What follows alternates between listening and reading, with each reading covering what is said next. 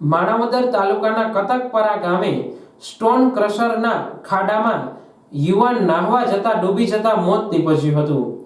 આ અંગે મળતી વિગત મુજબ માણાવદર તાલુકાના કતકપરા ગામે આવેલ રાજકૃષ્ણ સ્ટોન ક્રશર પાસે આવેલ ઊંડા ખાડામાં સંજય વિજયભાઈ રાઠોડ ઉંમર વર્ષ 18 નામનો યુવાન ગઈકાલે બપોરના 1 વાગ્યાના અરસામાં નાહવા ગયો હતો ત્યારે ઊંડા પાણીમાં ડૂબી ગયો હતો, જેની જાણ થતા ગ્રામજનો અને માણાવદરના ડિઝાસ્ટર મેનેજમેન્ટના આપદા મિત્રોએ શોધખોળ હાથ ધરી હતી, પરંતુ આ યુવાનનો પતો ન લાગતા તંત્રએ એસડીઆરએફની ટીમ મદદ માંગી હતી। અને અત્યારે જે કાંઈ તંત્ર કહે છે એ કે થઈ જશે એવો જવાબ આપે છે, પણ કોઈ જાતનો પ્રયાસ સફળ થતા નથી। તમારા ભાઈનું નામ શું અને ઉંમર શું છે? સંજય વિજયભાઈ રાઠોડ અને ઉંમર 18 વર્ષ છે।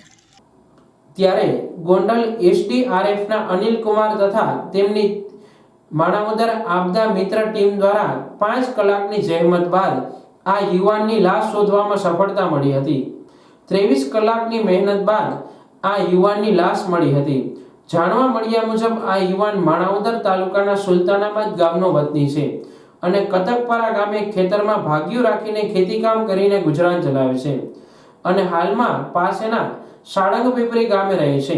ત્યારે મરણ જનાર યુવક 4 બહેનો વચ્ચે એક જ ભાઈ હોવાનું જાણવા મળે છે।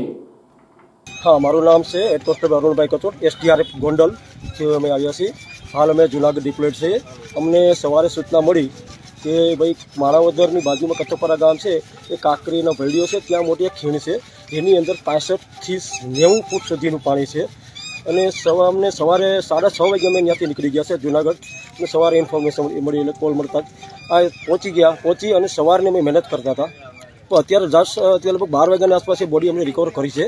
મહેનત અમે કરી છે અમારા માણસોએ અને તેમના પરિવારને અને એમને સિવિલ પીએમ માટે અત્યારે અમે મોકલી દીધી છે સર।